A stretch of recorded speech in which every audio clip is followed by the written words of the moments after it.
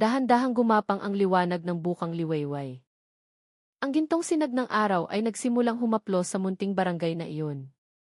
Matapos ang isang mahabang gabi ng tensyon, sa wakas ay nakahinga na ng maluwag ang mga residente. Sa harap ng outpost ng barangay na nagsilbing pansamantalang kanlungan, si Kiko, na matagal nang kilala bilang isang simpleng mangangalakal ng basura, ay nakaupo ng nakadekwatro habang minamasahe ang kanyang balikat na nananakit pa rin. Ang mga residenteng sandaling naging bihag ay nagsimula ng muling ngumiti. Ilang mga ina ang naghahanda ng mainit na kape. Samantala, abala naman ang mga kalalakihan sa pag-aayos ng mga gamit na nagkalat. Ngunit ang higit na nakakuha ng pansin ng lahat ay ang dalawang miyembro ng Intelligence Division ng Provincial Police Office, sina Major Benitez at Captain Reyes, na ngayon ay nakaupo sa tabi ni Kiko. Pinagmasdan nilang dalawa ang lalaki ng may paghanga at respeto. Si Kiko, na hindi pala isang ordinaryong mangangalakal. Huminga ng malalim si Captain Reyes at marahang nagsalita, "Mang Kiko, kung hindi ka kumilos ng mabilis kanina, marahil ay ang barangay na ito na ang susunod na biktima. Malaki ang utang na loob namin sa iyo." Marahang tumango si Kiko. Nanatiling kalmado ang kanyang mukha sa kabila ng mga matang nakatutok sa kanya. "Ginawa ko lang po kung ano ang tama, ma'am. Matagal na silang nanggugulo sa mga residente. Nagkataon lang na alam ko ang kanilang mga galaw." Bahagyang natawa si Major Benitez. "Nagkataon? 2 linggo kang nagpanggap na mangangalakal para lang mabantayan sila. Hindi iyon nagkataon, iyon ay katapangan." Nagulat ang mga residente sa narinig. Isang binata ang sumigaw, "Teka, hindi pala totoong mangangalakal si Mang Kiko." Isang bahagyang ngiti ang sumilay sa labi ni Kiko. "Marangal na trabaho ang pangangalakal. Patuloy pa rin akong kumukuha ng mga basura, pero ang tunay kong layunin ay manmanan sila. Dati akong miyembro ng Barangay Tanod bago ako lumipat sa ibang bayan." Biglang nagsigawan ang mga kababaihan. Ang ilan ay tinapik-tapik pa ang kanyang balikat ng may pagmamalaki. Habang nagsisimulang gumaan ang pakiramdam ng lahat, dumating ang tunog ng mga sasakyan ng pulis mula sa pangunahing kalsada. Marami-rami sila. 2 patrol car at isang mobile ng pulisya. Bumaba ang ilang mga opisyal at dinala ang mga suspect na nauna ng napasuko. Propesyonal silang tinrato, pinusasan, at binigyan ng proteksyon upang maging mahalagang ebidensya ang kasong ito. Lumapit ang hepe ng pulisya sa mga residente at malakas na nagsalita, "Maraming salamat kay Mang Kiko at sa mga residente rito. Dahil sa inyong tulong, nabunyag ang sindikatong ito na nagpapatakbo ng mga peking checkpoint. Huwag kayong mag-atubiling mag-ulat kung mayroon kayong kahina-hinalang mapansin." Sabay-sabay na sumagot ang mga residente, puno ng ginhawa. Ngunit hindi pa tapos ang lahat. Lumapit si Captain Reyes kay Kiko, dala ang isang lumang bag na natagpuan sa mga gamit ng sindikato. "Mang Kiko, nakita namin ito." Tila may itinatago silang isang bagay na nagbigay sa kanila ng lakas ng loob na magsagawa ng checkpoint gabi-gabi. Binuksan ni Kiko ang bag. Sa loob, mayroong isang lumang mapa, ilang mga larawan ng mga bahay ng residente na kinunan mula sa malayo, at mga tala tungkol sa mga ari-arian ng ilang partikular na residente. Nagsimulang magbulungan sa takot ang mga tao. Lumalabas na hindi lang pangingikil sa pamamagitan ng peking checkpoint ang ginagawa ng sindikato.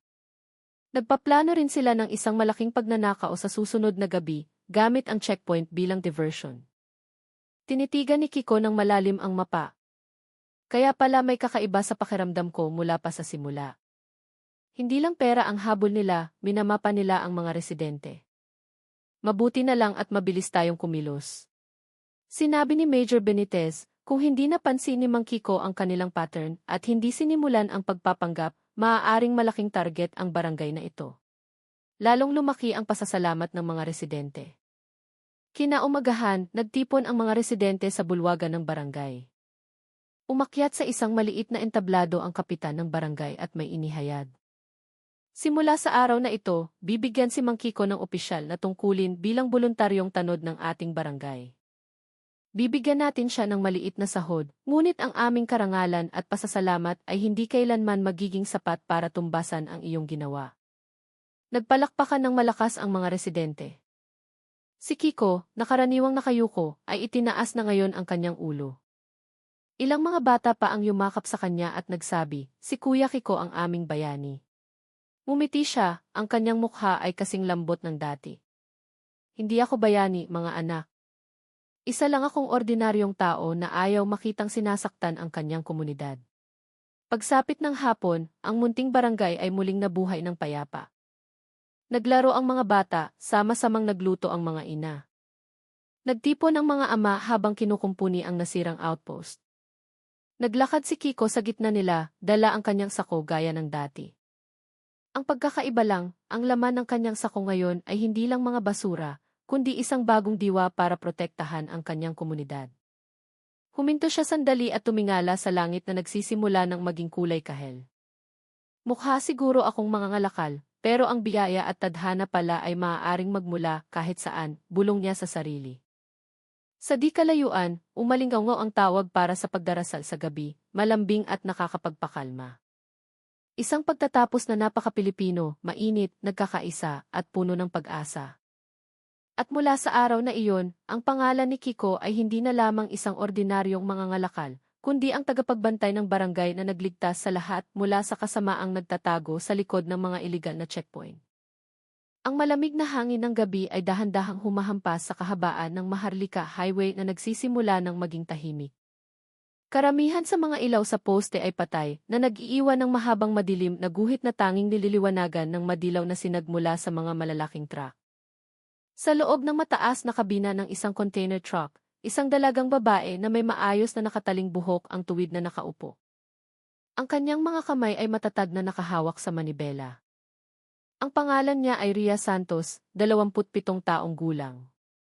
Sa unang tingin, mukha siyang isang ordinaryong babaeng trooper ng truck, kupas na maong na jacket, itim na t-shirt, at isang trucker hat na bahagyang tumatakip sa kanyang mukha. Ngunit sa likod ng kanyang kasuotan, may itinatagong pagkakakilanlan na hindi inaasahan ng sinuman. Si Ria ay isang intelligence officer ng isang special task force laban sa krimen sa lansangan at kasalukuyan siyang nasa isang undercover operation. 2 linggo na niyang binabaybay ang mga rutang kilalang pugad ng mga holdapper, nagpapanggap na nagdadala ng isang walang laman na container mula sa pier patungo sa isang bodega. Ang kanyang misyon ay simple ngunit lubhang mapanganib, painin ang isang sindikato ng mga holdapper na kamakailan ay naging mas matapang sa pag-atake sa mga babaeng trooper ng truck. Nitong mga nakaraang linggo, nag-viral ang mga video tungkol sa mga holdapper at humihingi ng mabilis na aksyon ang publiko. Inatasan ng provincial director ang intelligence team na kumilos agad, at si Ria, nakilala sa kanyang katapangan at husay sa martial arts, ang napiling maging pain. Ngunit kahit nasanay, hindi kailanman lubusang makakampante si Ria. Ang kalsada sa gabi ay hindi kailanman mapagkakatiwalaan. Lampas na hating gabi nang magsimulang makaramdam ng kakaiba si Ria. Mula sa kanyang kanang side mirror, nakita niya ang isang anino ng isang modified na motorsiklo na mabagal na umaandar. Sadyang pinadilim ang ilaw nito. Hindi ito pangkaraniwan. Nagsisimula na sila, bulong niya habang dahan-dahang binabawasan ang bilis. Umuga ng bahagya ang malaking truck dahil sa hangin, ngunit nanatiling matatag ang mga kamay ni Ria. Inactivate niya ang isang maliit na kamera sa dashboard. Ang recording ay otomatikong ipinadadala sa headquarters ng team sa malayo. Hindi nagtagal, 2 pang motorsiklo ang lumitaw mula sa likuran na tila sumusunod sa isang partikular na pattern. Isa ang lumapit mula sa kaliwa at isa pa mula sa kanan. Hindi ito nagkataon. Nagkunwari si Ria na hindi niya napapansin, patuloy na nagmamaneho na parang gusto lang makarating agad. Sa di kalayuan, sa gilid ng kalsada na halos walang ilaw, 4 na lalaki ang nakatayo na parang may hinihintay. Huminga ng malalim si Ria. Mas marami sila kaysa sa naunang ulat. 7 sila. Seryoso. Patag ang kanyang boses ngunit alisto ang kanyang mga mata. Kinuha niya ang kanyang telepono, mabilis na nag-type nang hindi tumitingin sa screen. Target spotted. Bilang 7. Lokasyon ay 73. Posibleng modus, hold up sa trooper ng truck. Naipadala ang mensahe. Ngunit hindi siya umaasa na agad darating ang team. Sa mga operasyong tulad nito, ang pagitan ng oras ay laging maaaring maging matagal. Kailangan niyang maging handa na harapin ang paunang pag-atake ng mag-isa. Sa wakas, in-overtake siya ng unang motorsiklo sa kanan. Dalawang lalaki ang magkaangkas. Ang nasa likod ay may hawak na isang bagay na hindi gaanong malinaw, ngunit mahaba ang hugis. Posibleng tubo o bakal. Sumunod ang pangalawang motorsiklo sa kaliwa. Ang nakaangkas naman ay abala sa pag-record gamit ang telepono. Marahil para manakot o gamiting pan-blackmail. Ang pangatlong motorsiklo ay nanatili sa likuran, nagbabantay ng posisyon. Kumpleto ang pormasyon. Malinaw na mga propesyonal sa lansangan, naisip ni Ria. Biglang itinutok ng motorsiklo sa kanan ang ilaw nito sa kabina ng truck. Narinig niya ang sigaw mula sa labas. Hoy! Baba! Bumaba ka, bilis! Pumikit sandali si Ria, pinipigilan ang sarili na agad sumagot. Lumapit ng husto ang motorsiklo sa kaliwa, halos bumangga na sa truck. Pinukpok ng nakaangkas ang pinto ng kabina gamit ang isang tubo. Hoy! Babae pala ang trooper, pre, sigaw ng isa sa kanila. Totoo, babae nga. Masarap to. Sumunod ang malakas na tawanan. Ang kanilang tono ay hindi na lang basta pang hold up, kundi maihalong pangmamaliit. Pinigilan ni Ria ang kanyang galit. Sadyang dahan-dahan niyang itinabi ang truck sa gilid ng kalsada, sinusunod ang senaryo na gusto nila. Nang huminto ang truck, pinalibutan ito ng tatlong motorsiklo. Ang apat na lalaking naghihintay sa gilid ng daan ay agad na lumapit. 7 silang lahat. Kumpleto, bulong niya. Dahan-dahan siyang lumunok, ang kanyang kamay ay gumalaw sa ilalim ng upuan, tinitiyak na handa na ang kanyang stun gun. May dala rin siyang baril, ngunit gagamitin lang niya iyon kung talagang kritikal na ang sitwasyon. Bilang isang intel officer, kailangan muna nilang magpakita ng ebidensya ng krimen bago gumawa ng nakamamatay na aksyon. Isang holdaper na malaki ang katawan at nakasuot ng leather jacket ang lumapit sa pinto ng kabina, tinututok ang isang maliit na patalim. Baba, maganda, sabi niya na may mapanlin lang ng ngiti. Kung ayaw mong bumaba, kami ang magpapababa sa'yo. Nagtawanan ang dalawa niyang kasama habang nagre-record. Binuksan ni Ria ng bahagya ang bintana. Nagkunwari siyang nanginginig. Ano po nang kailangan niyo, kuya? Dadaan lang po ako. Para makadaan ka rito, kailangan mo munang magbayad, sagot ng lalaking naka-leather jacket. Ang taripa ngayong gabi, 20,000. Kung wala ka, iwan mo na lang ang truck. Madali lang. Pero trooper lang po ako, kuya. Bahala ka. Basta magbayad ka. Ibinaon ni Ria ang kanyang mukha na tila takot. Sa katunayan, tinatantiyan niya ang sitwasyon. 7 lalaki, 3 ang may patalim, 2 ang may hawak na tubo, at ang 2 pa ay telepono lang ang dala. Stupid but dangerous, naisip niya. Isa sa kanila ang naglapit ng mukha sa bintana at sumitsit. Ang tapang mo namang mag-drive ng truck mag-isa. Babae ka pa. Anong gusto mong patunayan? Sige na, baba na, mag-usap tayo. Mabait kami kung maayos kang magbabayad. Muling umalingaw ang tawanan. Hindi nila alam na lahat ng usapan ay nire-record. Sa wakas, dahan-dahang binuksan ni Ria ang pinto ng kabina upang hindi makapukaw ng maling galaw. Maingat siyang bumaba. Ang mga holdupper ay tila lalong natuwa nang makita ang kanyang bata at magandang mukha. Wow, ang kinis, pre. Swerte naman natin. Iwan na lang natin yung truck mamaya. Ito muna ang aasikasuhin natin. Nagsimulang lumabas ang mga bastos na salita.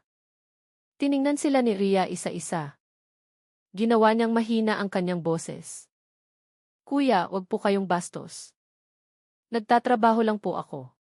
Lumapit ang lalaking naka-leather jacket at itinutok ang patalim sa kanyang tiyan. Huwag ka nang magdrama. Nasaan ang wallet mo? Cellphone. Ilagay mo lahat dito. Bilis. Huminga ng malalim si Ria. Ito na ang pagkakataon. Sa isang halos hindi nakikitang galaw, pinindot niya ang isang maliit na pindutan sa kanyang smartwatch. Emergency signal, level 2. Ngunit alam niyang ang pinakamabilis na pagdating ng team ay 10 hanggang 15 minuto pa. At ang 10 minuto ay maaaring maging isang impyerno kung mananatili lang siyang walang ginagawa. Nainip ang malaking holdapper. Hinila niya ng marahas ang kwelyo ng jacket ni Ria, dahilan para mapaatras ang dalaga. Bilis! Ilabas mo ang pera. Yumuko si Ria, ngunit ang kanyang mukha ay dahan-dahang nagbago mula sa takot patungo sa isang blankong ekspresyon. Napaka-blanko. Kuya, marahan niyang sabi. Sinubukan ko namang maging mabait. At sa eksaktong sandaling iyon, kumilos si Ria sa bilis na ikinagulat ng 3 holdapper sa paligid niya. Hinawakan ni Ria ang kamay ng lalaking naka-leather jacket, pinilipit ang kanyang pulso hanggang sa tumilapon ang patalim. Pagkatapos, ang kanyang tuhod ay tumama sa tiyan ng malaking holdapper, dahilan para bahagyang umangat ang katawan nito bago bumagsak na umuungol. Jansen. Lumalaban siya. Sabay na sumugod ang 2 holdapper mula sa kaliwa. Ang isa ay iwinasiwas ang tubo. Ang isa naman ay sinubukang sabunutan siya. Ngunit nakalipat na ng posisyon si Ria. Ang tubo na mabilis na paparating ay sinalo niya gamit ang kanyang braso. Inikot niya ang katawan ng kalaban at saka siniko ng malakas sa panga. Agad na bumagsak ang lalaki. Ang pangalawa ay sumubok sumuntok. Ngunit nahawakan ni Ria ang kanyang kamay at hinatak ang siko ng lalaki sa kabilang direksyon. Crack! Isang malakas na sigaw ang bumasag sa katahimikan ng gabi. Si Raulo. Hindi siya ordinaryong trooper. Ang 3 pang holdapper na kanina inanonood lang ay nataranta na ngayon. Isa sa kanila ang nagsimulang maglabas ng isang maliit na samurai mula sa kaluban nito, ang uri na madalas gamitin ng mga holdapper. Umatras si Ria at kumuha ng depensibong posisyon. Alam niyang sabay-sabay na silang susugod ngayon. Sabay! Sabay! Tirahin niyo, sigaw ng isa. Sumugod ang huling 4 na holdapper. Tinantiya ni Ria ang distansya. Mas mapanganib sila kung sabay-sabay silang kikilos. Binuksan niya ang zipper ng kanyang jacket, ipinapakita ang isang maliit na badge sa kanyang dibdib. Police! Special Task Force, Intelligence. Agad na natigilan ang 4 na holdapper. Isa sa kanila ang mahinang bumulong. Intel. Intel tong babaeng to. Umatras ng isang hakbang ang iba, ngunit ang takot ay tumagal lamang ng 2 segundo. Ang pinakamatapang sa kanila, isang paayat na lalaki na may tatoo na apoy sa liig, ay ngumisi habang itinaas ang samurai. Kahit intel pa yan, kapag nasa kalsada na, pare-pareho lang. Papatayin natin o iiwan. Wala namang saksi. At nagsimula ang pag-atake. 3 laban sa 1.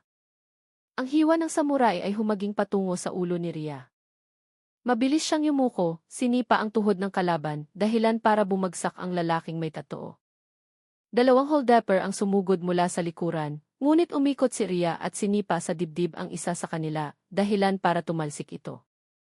Isa na lang ang natira, ang maihawak ng tubo. Walang habas na umatake ang lalaki. Ang tubo ay iwinasiwas pakaliwa, pakanan, patungo sa ulo at balikat. Umiwas si Ria habang kinakalkula ang pattern ng pag-atake ng kalaban. Nang itaas ng masyadong mataas ang tubo, malakas na sinipa ni Ria ang pulso ng lalaki. Nahulog ang tubo. Umatras ang holdapper sa takot. Hindi. Hindi normal tong babaeng to. Sumulong si Ria, hinawakan ang kwelyo ng lalaki at idiniin ito sa hood ng truck. Huwag kang gagalaw dyan, mariin niyang sabi. Biglang nagkawatak-watak ang lahat ng holdapper. May tumakbo patungo sa palayan, may tumakas gamit ang motorsiklo. Ngunit hindi sila hinabol ni Ria. Alam niyang hindi pa ito tapos. Madilim pa ang kalsada. At sa di kalayuan, nagsimulang marinig ang tunog ng iba pang motorsiklo. Mas marami, mas mabigat. Hindi mga ordinaryong holdapper. Pinatalas ni Ria ang kanyang pandinig. Mga trail bike ito. Ilan sila? 5. 6. Mabilis na lumapit ang mga ilaw ng motorsiklo. Hindi team ng pulis, hindi rin mga residente. Isang ibang grupo ang pumasok sa lokasyon. Isang sindikato na mas malaki kaysa sa naunang inaasahan. Tumayo si Ria sa gitna ng kalsada, nakatingin sa kumikinang na mga ilaw na papalapit. Hindi na ito tungkol sa 7 holdaper, bulong niya. Ito ay isang malaking operasyon at mag-isa lang ako. Ang hangin ng gabi ay lalong lumamig. Muling bumalot sa kalsada ang nakakakilabot na katahimikan. Ang undercover operation ni Rhea ay biglang naging isang bangungot.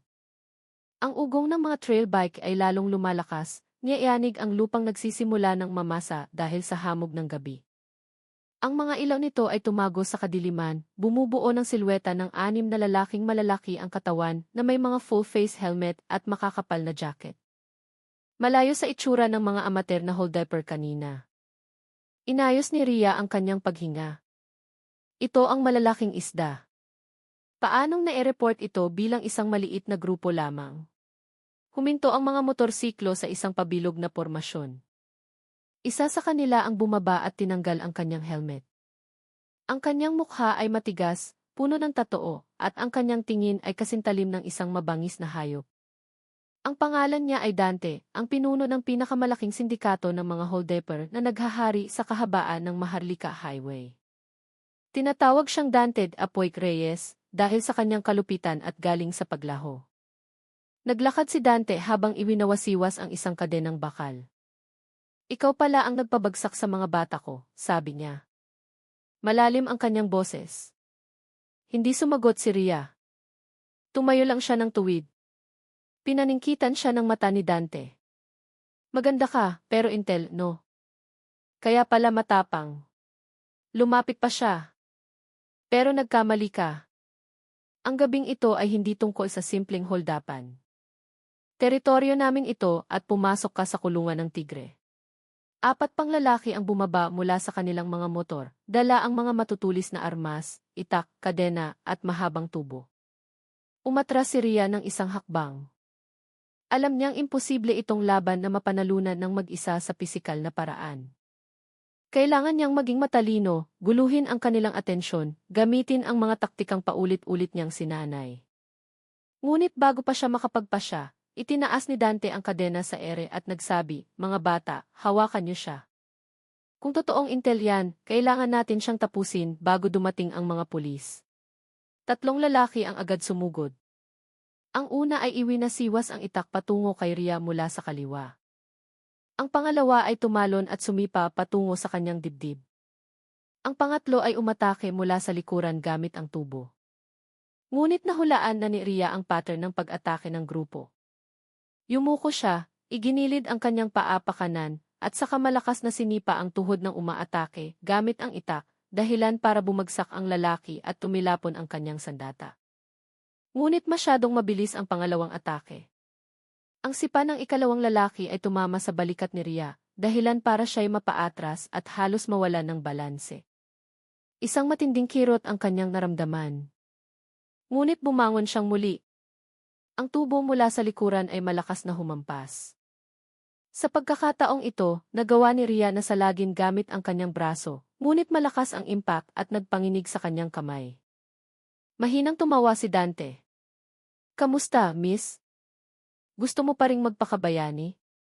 Inayos ni Rhea ang kanyang paghinga. Hindi ito tungkol sa panalo, kundi sa pagtitiis ng sapat na katagalan. Tumingin siya sa langit.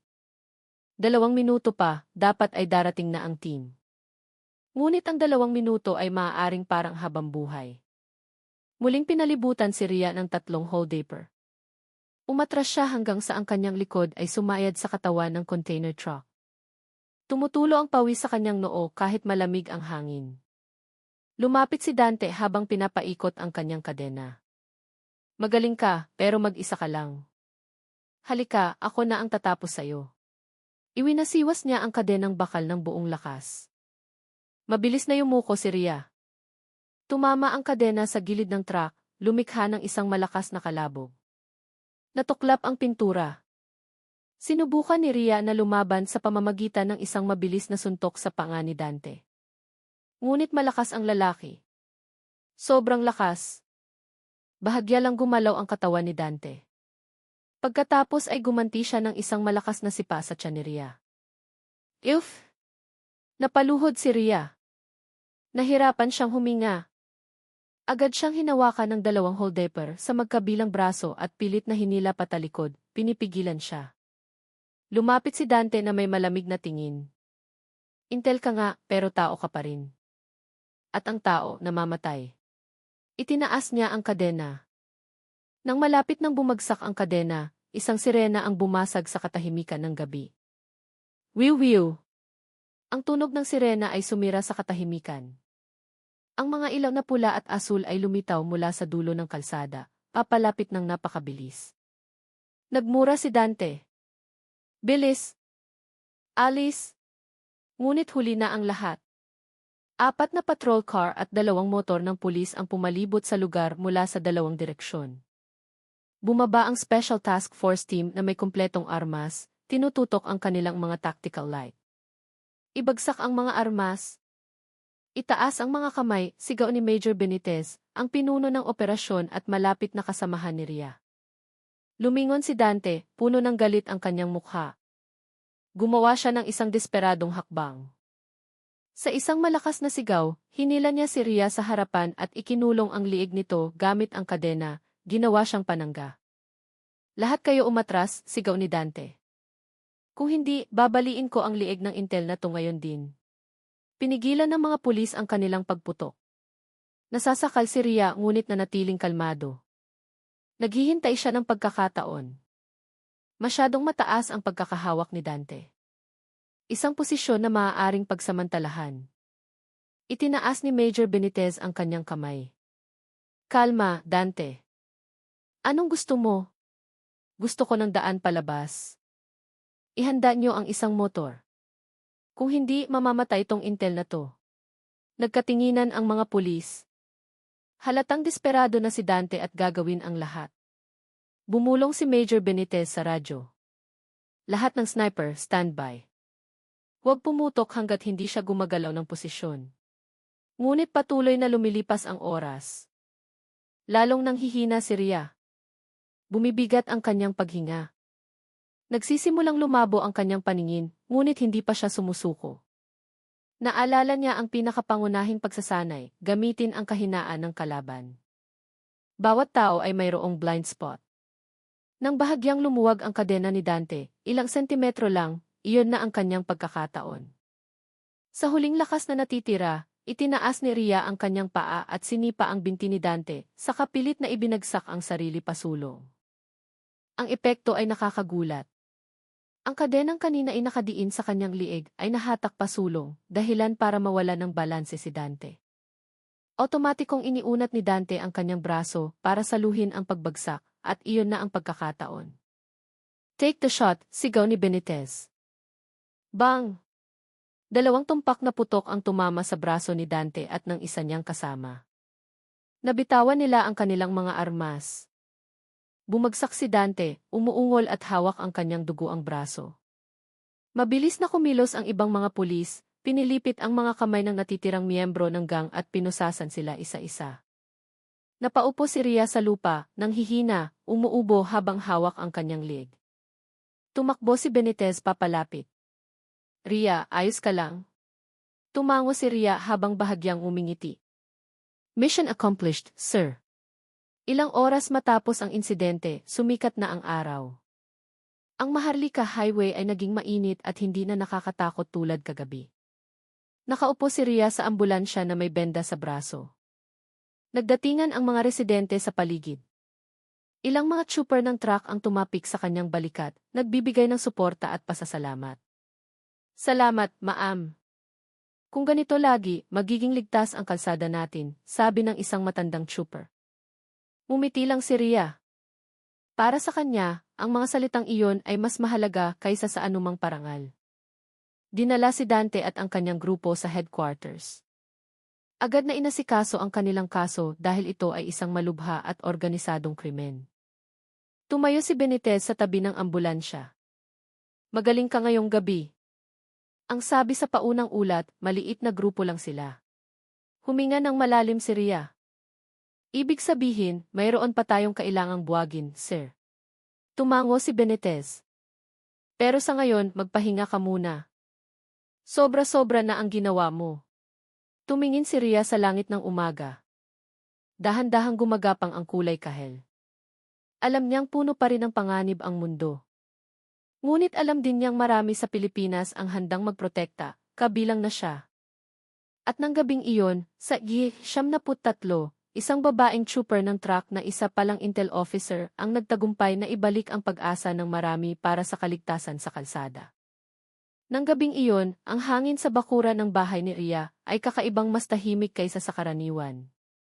Matapos ang banta sa telepono kanina, tumanggi siyang manahimik.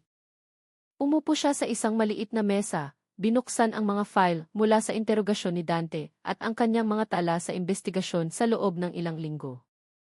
Isang malaking mapa ang nakalatag sa harapan niya. Gumuhit si Ria ng linya mula sa mga lokasyon ng mga holdapan. 81, ay 80, ay 73, at 104. Masyadong malinis ang pattern para sa isang random na operasyon ng krimen, bulong niya. Lahat ng mga punto ay nasa mga lugar na, sa kakaibang paraan, ay hindi kailanman nagagalaw ng patron ng pulis. Tumawag si Benitez. Ria, nasa bahay ka pa ba? Opo, sir. Kailangan mong pumunta sa opisina ngayon. May natuklasan kami. Tense ang kanyang boses, hindi tulad ng dati. Agad na nilock ni Ria ang bahay at umalis. Pagdating niya, puno ng mga miyembro ng task force ang AK Forensics Room. Sa malaking screen, ipinakita ang communication log mula sa isang burner phone na pag-aari ng isa sa mga holdaper. Ito ang dahilan kung bakit hirap tayong hulihin sila, sabi ng isang forensic analyst. Gumagamit sila ng one-way messaging system. Pero kanina, may isang mensahe na aksidenteng pumasok na hindi pa nabubura. Itinuro ni Benitez ang screen. Mayroong isang pangungusap doon, safe zone, inayos na. Huwag galawin bago magnegatibo 11 si. Kumunot ang noo ni Ria. Sinong isi? Mabilis na nag-type ang analyst. Ang code na ito ay tumutugma sa inisyal ng isa sa mga opisyal na nag-aayos ng ruta ng patrol sa probinsya. CEC, hindi natapos ang pangungusap dahil biglang may pumasok na isang miyembro ng task force. Sir, may ulat. Nilolooban ang bahay ni Officer Santos. Parang piniga ang dibdib ni Ria. Sino? Sigaw niya. Nakita ng kapitbahay ang dalawang lalaking nakaitim na motor. May kinuha sila sa loob ng bahay at tumakas papuntang Hilaga. Nagkatinginan si Ria at Benitez. Kung ganoon, hindi lang pananakot ang banta kanina. Talagang minamanmanan siya. Ang task force team ay mabilis na kumilos sakay ng dalawang sasakyan at dalawang motor. Sumama si Ria sa sasakyan ni Major Benitez. Kung may kinuha sila sa bahay ko, siguradong iyong mapa ng investigasyon, sabi ni Ria habang sinusuri ang kanyang service firearm. Ang huling lokasyon kung saan sila nakita ay 104, malapit sa isang abandonadong bodega, dating asukarera. Itinaas ni Benitez ang radyo. Lahat ng unit ay secure ang perimeter. Huwag tayong palusutan. Mabilis na tumakbo ang sasakyan. Pagdating sa Yiki 104, ganap na madilim ang paligid. Ang lumang bodega ay nakatayo na parang isang patay na higante. Ang mga ilaw sa poste sa paligid ay matagal nang hindi gumagana. Huminga ng malalim si Ria. Ako na ang mauunang bumaba. Hindi. Maghintay tayo ng backup, mariing sabi ni Benitez. Sir, kung maghihintay tayo, siguradong makakatakas na sila. Binuksan ni Ria ang pinto bago pa siya mapigilan. Mabilis siyang kumilos patungo sa pinto ng bodega.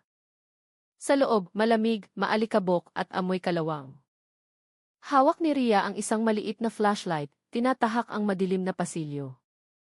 Bigla, huwag kang gagalaw. Isang boses ng lalaki mula sa kanyang likuran. Huminto si Ria, ngunit hindi siya lumingon. Lumapit ang mabibigat na yabag.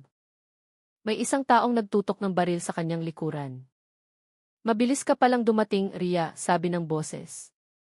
Magaling. Mas mabilis matatapos. Dahan-dahang lumingon si Ria at ang mukha ng taong iyon ay nagpatigil sa kanya.